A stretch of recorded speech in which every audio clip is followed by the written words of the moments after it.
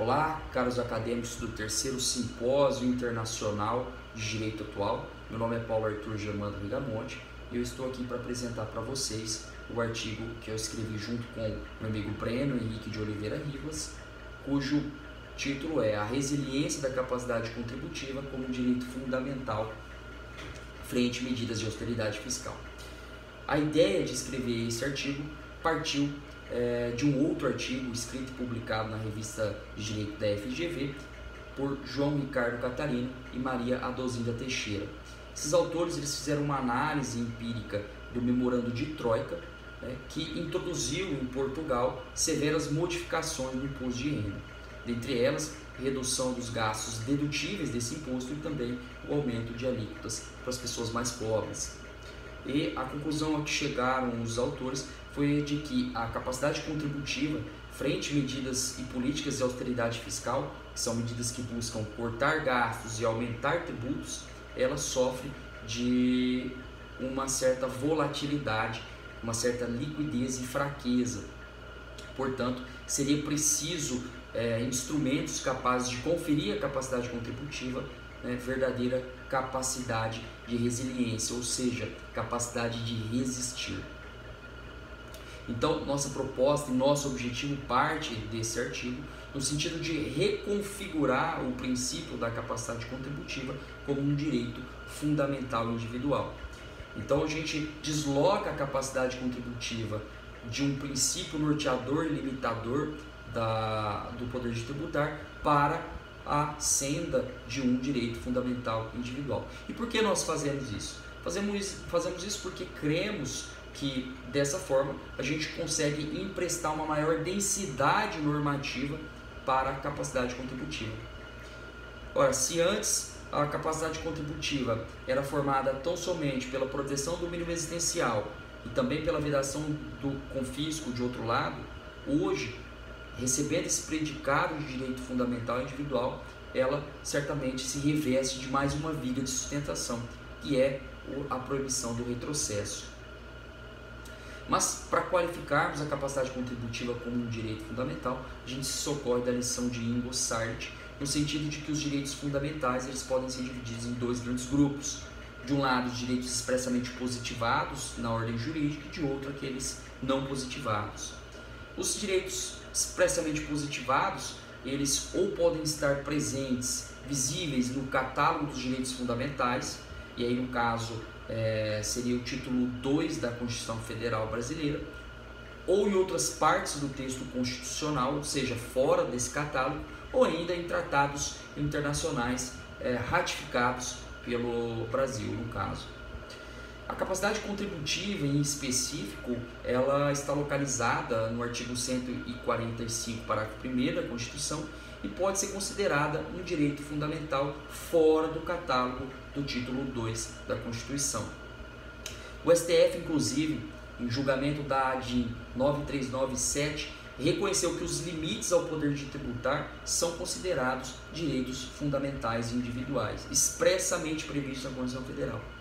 Aqui, embora o Supremo ele tenha se referido expressamente ao artigo 150, incisos 1 a 6 da Constituição, nada impede que a gente também estenda esse entendimento à capacidade contributiva.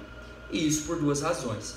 A primeira delas decorre de uma simples leitura do caput do artigo 150, que vem dizer que, sem prejuízo de outras garantias asseguradas ao contribuinte, é vedado à União, aos Estados, ao Distrito Federal e aos municípios, e aí traz lá o rol de limites ao poder de tributar. Se a gente ler mais uma vez, sem prejuízo de garantias asseguradas. Ou seja, certamente a capacidade contributiva é uma garantia assegurada também nos textos da Constituição, portanto pode ser englobada por esse entendimento do STF.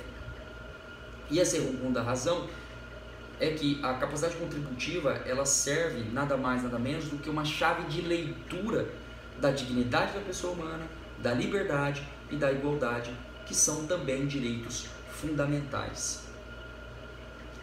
Agora, as grandes consequências de você atribuir à capacidade contributiva o qualificativo de um direito fundamental é que, além do mínimo existencial e além do excesso de tributação, nós temos agora um terceiro pilar de sustentação, que é a proibição do retrocesso. No artigo a gente discorre sobre o mínimo existencial e sobre o excesso de tributação, mas para nós aqui neste momento, mais interessante é debruçarmos a atenção à proibição do retrocesso. Nesse sentido, José Joaquim Gomes Canotilho e Vital Moreira, eles vêm dizer que a proibição do retrocesso estabelece que, uma vez satisfeito determinado direito fundamental, uma vez satisfeito e garantido esse direito, ele se transforma, em verdade, num direito negativo ou ainda num direito de defesa, rememorando aí a classificação de Jelinek. Então, portanto, o Estado ele deve se abster nessas situações de atentar contra esse direito outrora garantido. Em outras palavras, não pode o Estado proteger menos do que antes protegia. É claro que a proibição do retrocesso ela foi arquitetada inicialmente para os direitos sociais, porquanto sejam direitos de eficácia duvidosa para alguns autores, ou ainda direitos positivos, prestacionais, e portanto precisariam de instrumentos que viabilizassem e mantivessem esses direitos concretizados em nome da segurança jurídica. No entanto, isso não significa que nós não possamos atribuir também aos direitos fundamentais e individuais a defesa da proibição do retrocesso. E isso por duas razões. A primeira delas é de que os direitos fundamentais eles são igualmente direitos públicos subjetivos e, portanto, dotados de eficácia. E a segunda razão é de que esses direitos individuais compartilham do mesmo caráter histórico de conquistas dos direitos sociais. E também, pessoal, a gente pensa o seguinte: se a proibição do retrocesso ela foi arquitetada inicialmente para transformar um direito social, que é um direito positivo, um direito programático, e um direito de defesa em um direito negativo, com mais razão, o próprio direito negativo também pode receber a proteção desse guarda-chuva maior, que é a proibição do retrocesso.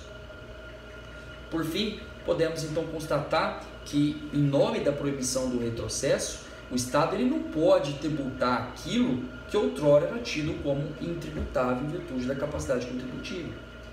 Ou seja, a capacidade contributiva ela não pode ser inflada numa ocasião e esvaziada em outra a bel prazer do executivo ou do legislativo em nome de políticas de austeridade fiscal. Portanto, temos para nós que a proibição do retrocesso ela é capaz de blindar o mínimo existencial e sua não tributação contra essas medidas de austeridade fiscal.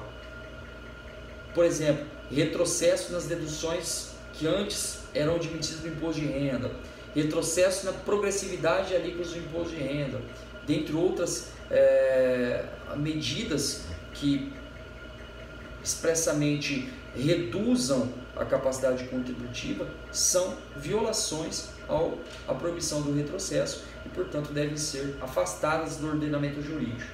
Inclusive, esse afastamento vai ser dado através do Poder Judiciário com medidas que nós já conhecemos, a exemplo do mandado de segurança ou ainda de ações constitucionais.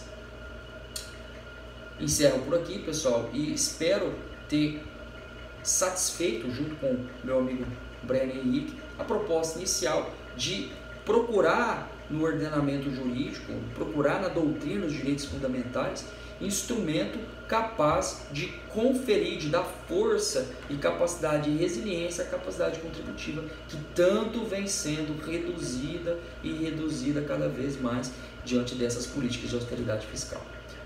Um abraço e muito obrigado.